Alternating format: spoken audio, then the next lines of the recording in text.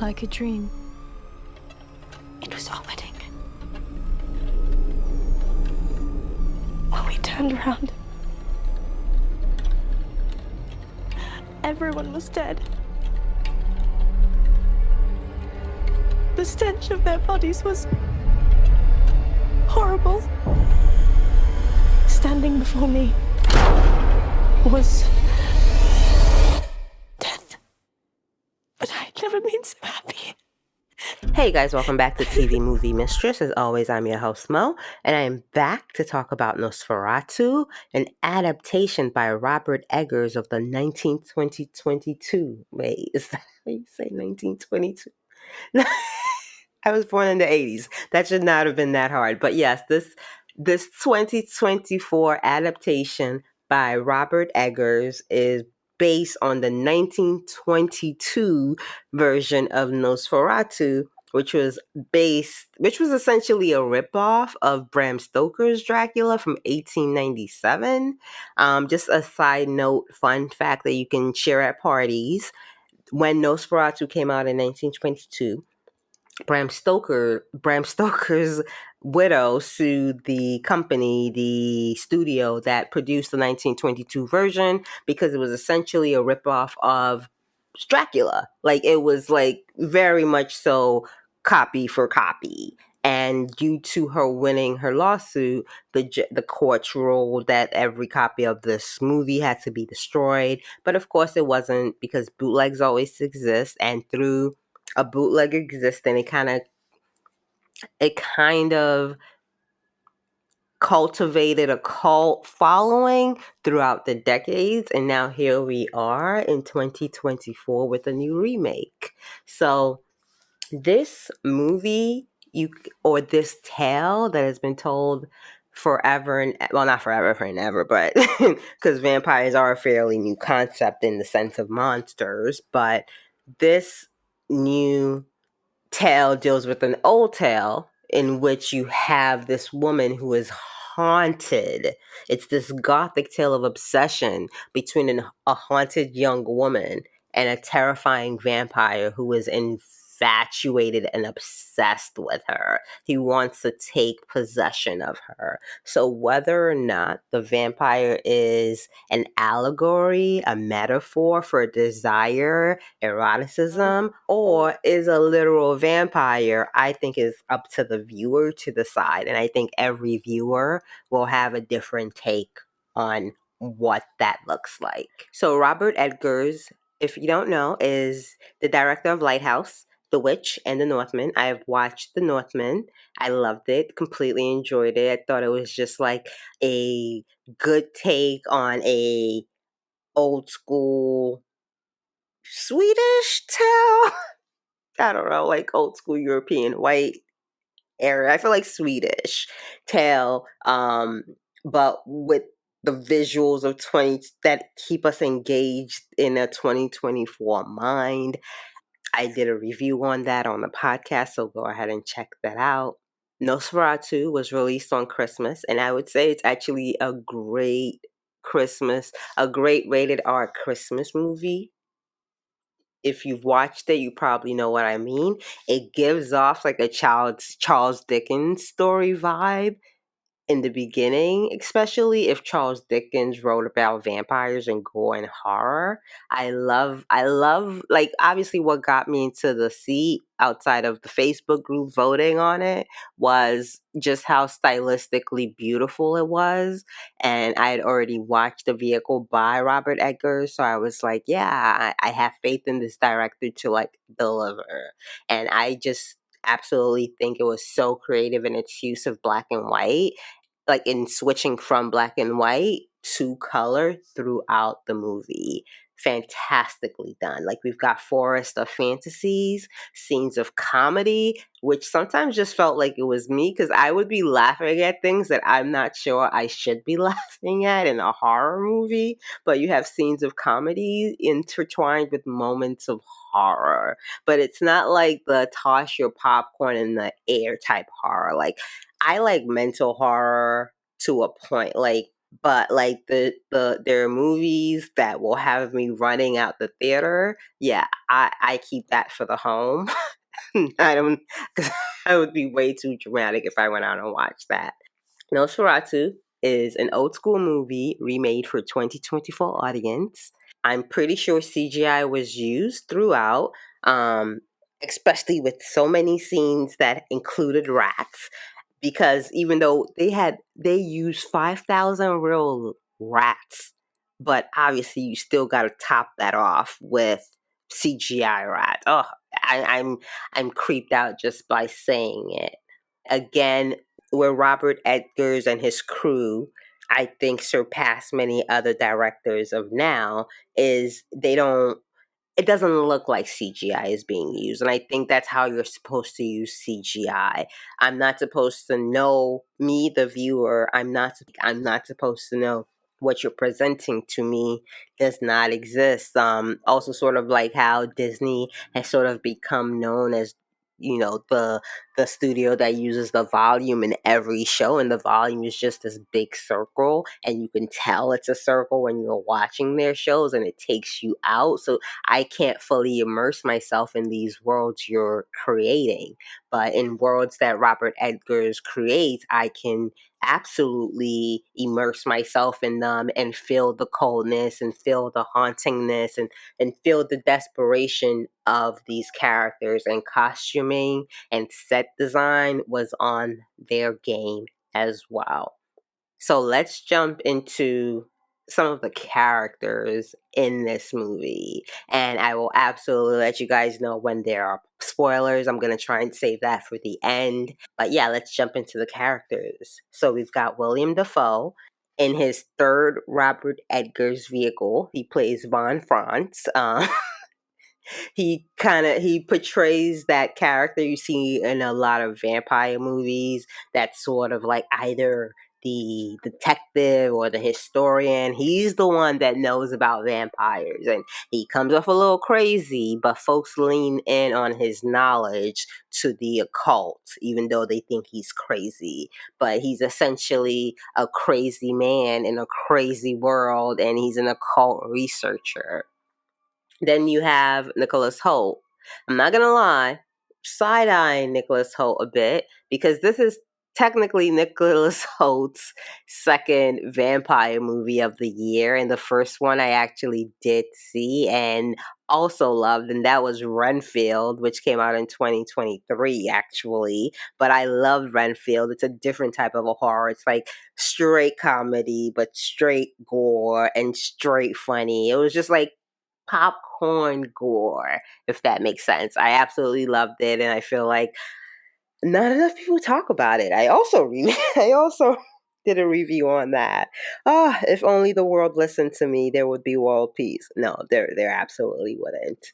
But each movie for Nicholas Hoult, completely different characters, completely different vibes. So not a problem. In Nosferatu, Nicholas Hoult plays Helen's husband. He's essentially a real estate agent who takes on a job in order to provide a future for himself and his wife.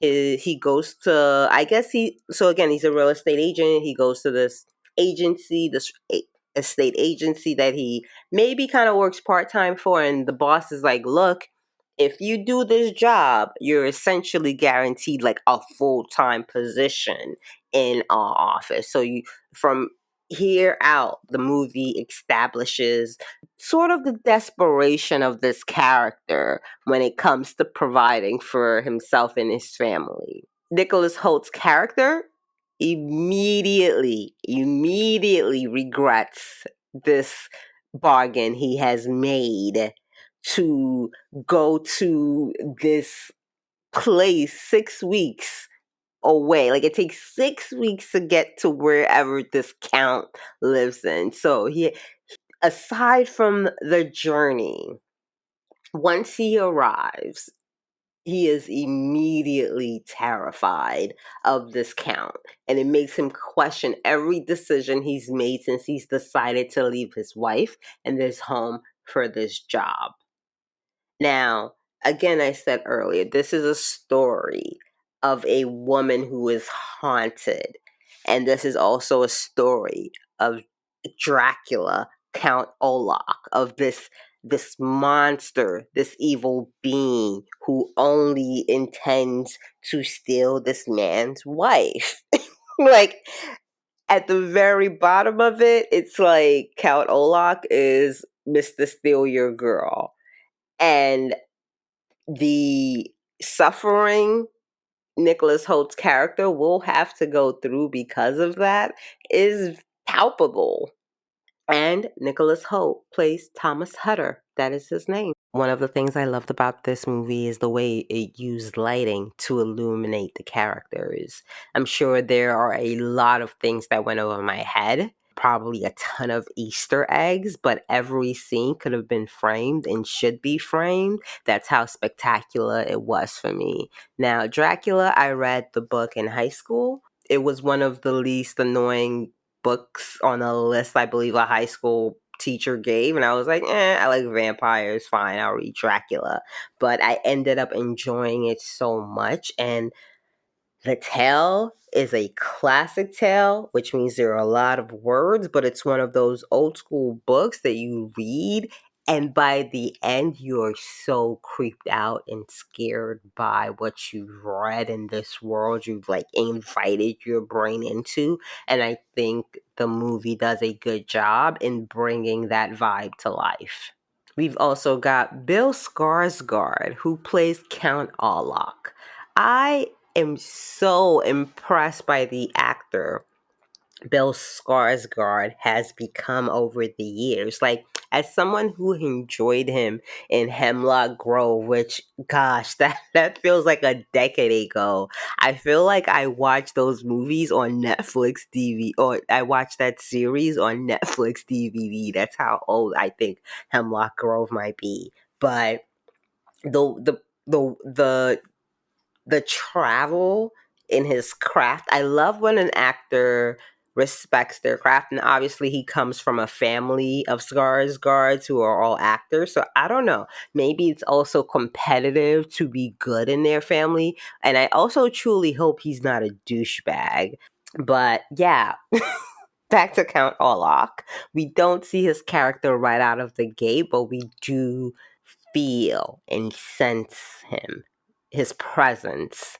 Bill Skarsgård literally disappears into his character because I knew going into this, like, there was a Skarsgård playing Dracula, but as I was watching, I was like, I have no, because it never occurred to me that this would be Bill. I thought this would be like his old, I thought, like, not Alexander, but I thought maybe this was like Bill Skarsgård, because he's more of a theater man. He's definitely an actor who knows how to change. And I was just watching this movie like, that cannot, like, which Skarsgård is this? And then when I realized it was Bill, it made all the sense because his height. Because I was like, is Bill on stilts? But when I finally kind of realized this is Bill Skarsgård, and I was just sort of blown away by his performance as Count Orlok. Like, he lost weight. He obviously had to endure hours of prosthetics. His voice, which he had to manipulate, his voice, which sounds nothing like him. Like, obviously, I'm sure there were technical, what's the word for it? Technical manipulations behind the scenes. But from what I've seen, this is largely his voice as Count Orlok. And between his voice, his look, his movements, it all serves to transfix the audience. He's disgusting in every sense of the word. His presence, which you initially see through other people's reactions of him, is what conveys to us that there is a monster on the screen. Again, he's a literal fucking monster, and he is evil. He just exists to consume and to feed and to want. And Helen Hutter, Lily Rose Depp as Helen Hutter is just a vehicle for that. He's a plague, as the movie calls him later on. Whether he's a mystical plague or a literal one, again, I say this, it's up to the audience. But he plays an unredeemable version of evil. Next up, we've got Lily Rose Depp, who plays Helen Hutter, Nicholas Holt's wife in this movie. And she is a woman who has been haunted throughout her life. She represents repressed sexualities in many ways, while also representing the siren who men can, for some reason, when it befeats them, I need a better word than that. When it suits them, she is the woman who is a siren they just can't avoid, who seems to be calling to Count Olok. We have in the earlier parts of the film her husband's boss calls her unique in the way that men mention a woman that they would like to lick. Like, it's very gross. And we're sort of supposed to believe that she is the siren, even though they're destroying her life. This is a woman who would very much like to just stay married to her husband and be happy, does not want for a lot, and, just wants her husband and her cat. But we're also sort of supposed to believe that because of her actual existence, she is responsible indirectly for all of the carnage that we see throughout the movie. I knew we were going to get a good movie from her representation as a Victorian woman, because she embodies that gothic element of, prim and proper. She's a lady in the streets, but a freak in the bed, in the sheets. But when you couple that with a Victorian mentality, yeah, that will absolutely cause neurosis in the best of minds. And there were some scenes where there was a lot to take of her, where she has to do a lot of physical acts that I think would be a lot for most actors. She was very capable of bringing to screen like the many different facets of this person she was. Like, if you think of yourself, you're a person. You could, in a 24-hour day, you could be sad, angry, loud, quiet, and she portrays that complexity of a human being in all its facets through this character on the screen in the 2 hours we're with her. I'm not gonna lie, this is sort of the first thing I've seen Lily Rose Depp in, because I'm not really here for Nepo babies, especially like a Depp Nepo baby. But from what I've seen, she's a good actor. And as long as she is not a douchebag or meanie or twat or entitled and continues to hone her craft, the world's her oyster. I, of all people, don't think like a child should be judged for the sins of their father. But at the same time, I'm keeping my eye on you and hope you don't need to be judged for the sins of your father. Like, don't be a bad person, ultimately. That's all I'm saying. She plays a woman who understands from the society that she lives in to be ashamed of her need towards sexuality. Like, the opening of this movie is what looks like her like succumbing to an orgasm, and while also wanting you as the viewer to feel the shame of, oh my God, am I supposed to be seeing this woman taking such liberties with her body on the screen? Meanwhile, you have her living with this sin because to her, she enjoys it and she knows she shouldn't. And how can you tell someone they shouldn't like something that feels good to them? So I think Lily Rose Depp executed a great range of emotions throughout this movie in playing this character who internally and externally is going through all of this emotions in this world that's ruled by rules and strictures and men and etiquette. I actually thought it was really funny. There's another character I'll talk about. Well, there's another character who plays Lily Rose Depp's close friend, married to Aaron Taylor Johnson's character. He was a on the low favorite as well. She's the perfect housewife, honestly. She's a mother of two daughters and currently pregnant with her third, and she is a very religious and pious woman. At the same time, this religious and pious woman, when confronted with the idea that a demon walks on earth, is like, demons don't exist. And it's like, how can you be religious and believe in the afterlife and angels, but cannot comprehend the idea that a demon walks on earth? It's a very confusing logic to me that I've never really understood of religious folks, and how you can believe in one fantastical idea of reality, but like the others too far. So we then have Aaron Taylor Johnson, who plays Friedrich Harden, Anna Harden's husband. This is Ellen's best friend's husband. Again, if you were in the Facebook group, you saw me a couple of weeks ago. I was like, guys, I want to go see Craven, and you guys were like, God, you don't go see Craven. I'm glad I did not go see Craven, but I am happy that Aaron Taylor Johnson is in this movie, so I was able to enjoy him actually acting. And for me, it's kind of wild that there are two actors in this movie that were in movies that I'm sure they were hoping would propel them further in their career than this actual movie. Like, you have Bill Skarsgård in The Crow, which failed miserably, and you have Aaron Taylor Johnson in Craven the Hunter, which also failed miserably.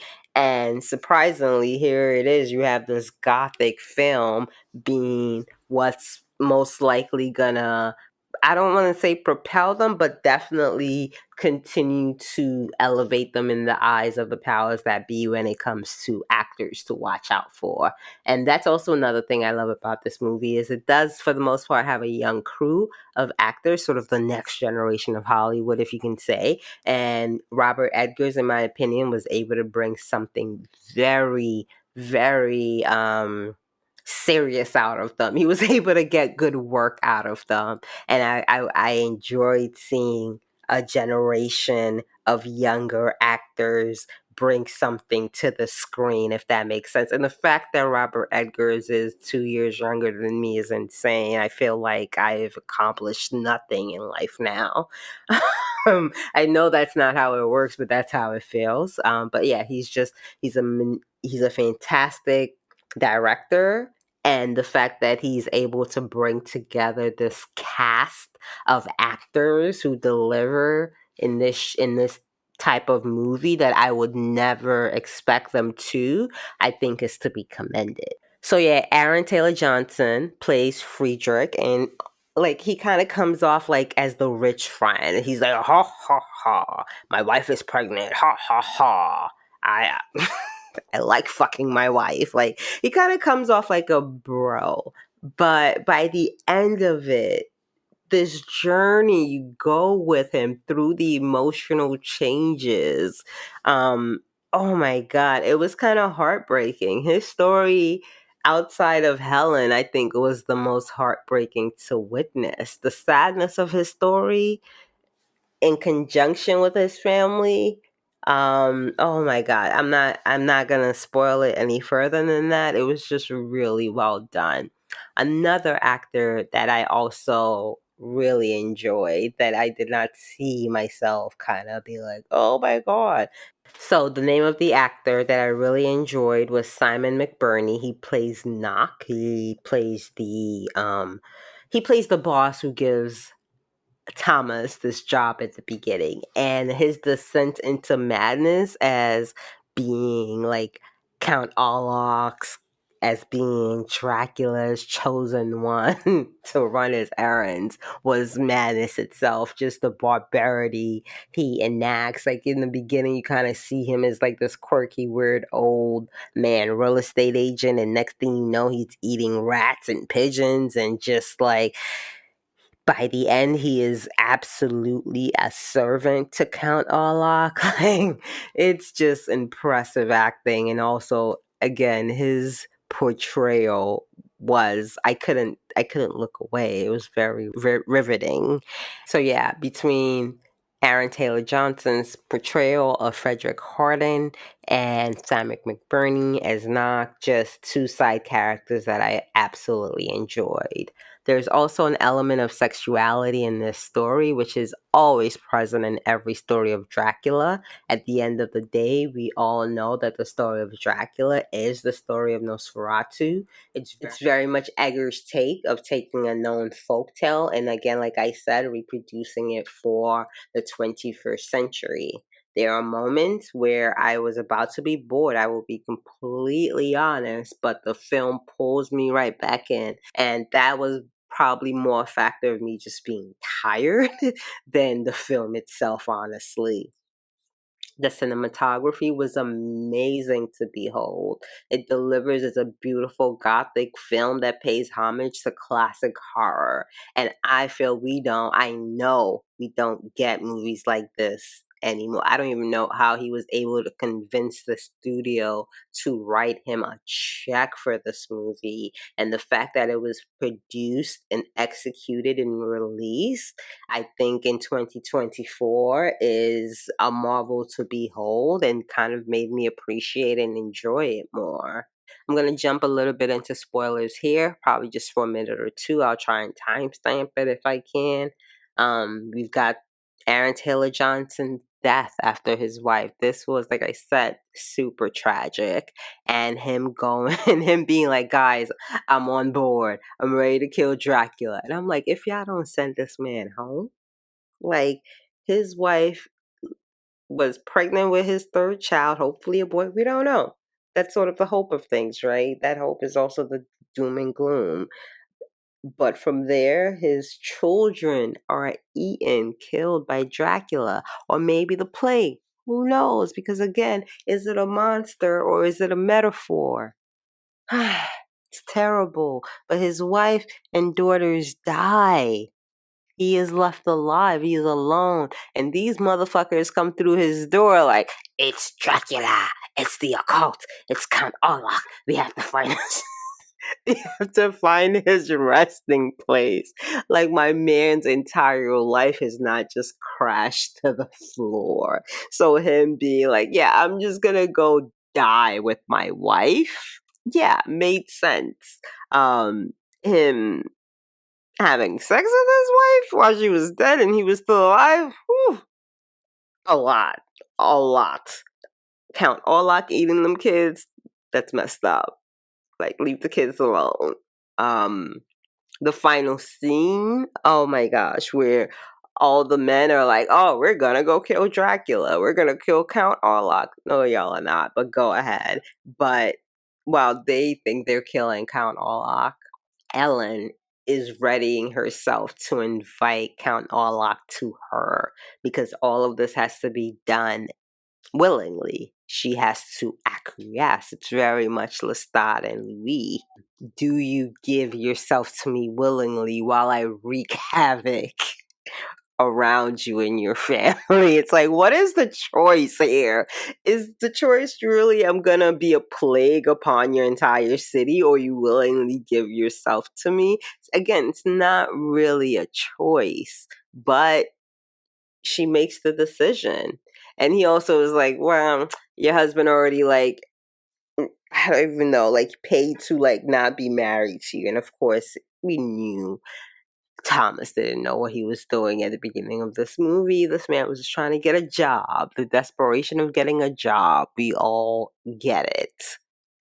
But yeah, the final scene where Elena bids Count Orlok to her, Jesus Christ, visually striking, weird, creepy, gross scene. The fact that, like, Count Orlok has been skipping leg day since he's been feeding on people, just, oh my god, disgusting. I liked how we didn't see his face after he sort of died, and I was like, my god, maybe retreat away from the sun.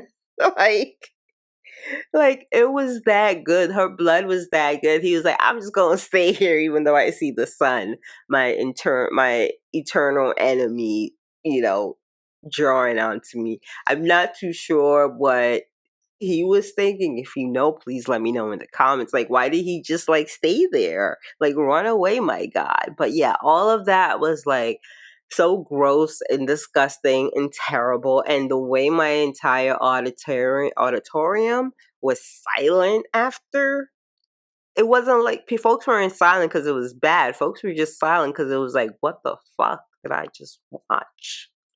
Like, it was a lot, y'all. But yeah, the ending was poignant, even if it felt slightly rushed. I think this is one of the best movie of the years, hands down. And if you love a beautifully styled movie, regardless of the genre, but a movie with a bit of madness to it, Nosferatu's for you. Robert Edgers will definitely be standing next to Denis Villeneuve in terms of my favorite actors for the time being, if not 2024. He produced a work that was so haunting and stays with you. Again, like I said, my entire auditorium was just stuck on silence when it ended, because what are you supposed to do with your life after that final scene? What is life? I also like that largely this is a cast, again, like I said, of young Hollywood actors. Shout out to William Dafoe. Love him. I hope I continue to see him in vehicles helmed by Robert Eggers. This felt like a movie truly made by a creative and not by Hollywood committee, and we see that far few and less nowadays. So if you're a longtime fan of Robert Edgers, I have a favor to ask you. Please let me know what you think about this movie and his biography as a whole. I've heard a lot of people speak about how, they like his first two movies better as opposed to his latter two, which have been more studio involved. I've watched The Northman and now Nosferatu. I'm still going to say The Northman is probably my favorite out of the two. I don't want to watch a guy fucking a mermaid. Like, that's just a lot for me, Robert Pattinson, but I might have to eventually check it out, and maybe The Witch. But if you have watched his entire biography, are you a fan of his earlier works or his later works, or is it all great for you? Like, let me know. And outside of that, have you watched Nosferatu in theaters? Let me know. Or will you be watching it? Are you waiting for it to come on streaming? Share your thoughts. I honestly cannot wait to hear. And also, please leave a like if you enjoyed my review of Nosferatu. Bye, guys.